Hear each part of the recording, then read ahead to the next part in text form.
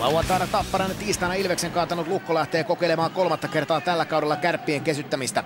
Kaksi ensimmäistä ovat päättyneet sekä Raumalla että Oulussa kärppäjuhliin. Lauri Tukonen palaa Lukon kokoonpanoon lähes 2 viikon huilin jälkeen. Kärpillä jaloissa matkan rasitusta. Eilen pohjoisen pojat vierailivat Tampereella, eikä kotiin tuomiseksi ollut muuta kuin likaiset pelivarusteet. Lukko pääsee avausvitosella ylivoimalla, mutta Atte Ohtamaan kakkosen aikana jäällä juhlii alivoimainen Kärpät.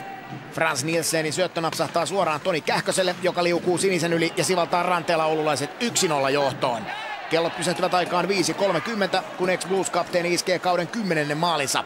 Tämä on Kähköselle kauden ensimmäinen alivoimamaali ja aikamoinen hazardi Frans Nielseniltä. Lukko ei ensimmäisellä 20 saa kiekkoa kärppävahti Tomi Karhusen selän taakse. Tappeluita ei ole tällä kaudella liigassa vielä nähty, eikä nähdä Äijänsuon ensimmäisessä erässäkään, vaikka Jason Demers ja Filip Riska ottavatkin pari valssiaskelta kahdestaan.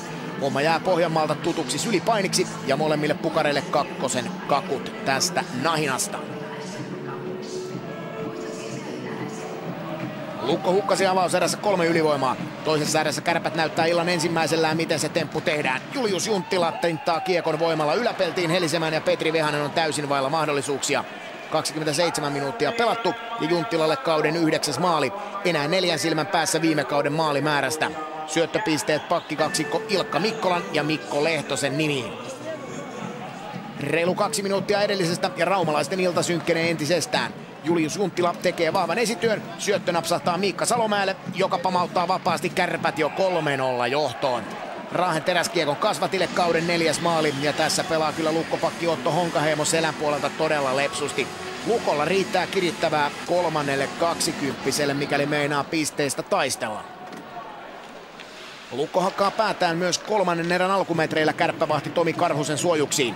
Teemu Nurmi tekee väkevän nousun luukulle, mutta viimeistelyssä 6 kertaa tällä kaudella osunut Tappara kasvatti ei kuitenkaan onnistu.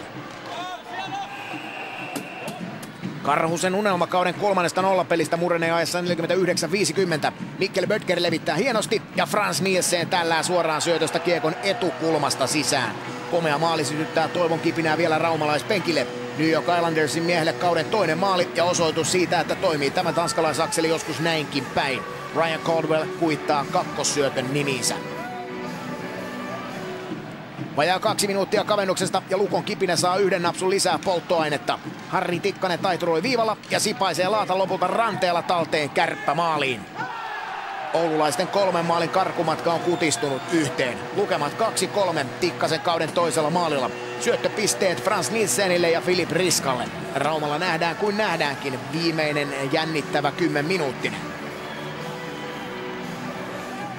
Se jännitys Raumalla laukeaa ajassa 57.40. Ivan Huml kääntää kiekon keskialueelta taitavasti Lukko-puolustukseen ja vapauttaa Juha-Pekka Haatajan läpiajoon. Kultakypärä ei erehdy. Kauden 18 reppu varmasti Petri Vehasen selän taakse ja Kärpät nappaa lukemin 4-2 kauden 3. voittonsa Lukkoa vastaan. Voiton ja 3 pisteen myötä Kärpät siirtyy myös liigan kärkipaikalle Saipan ohi.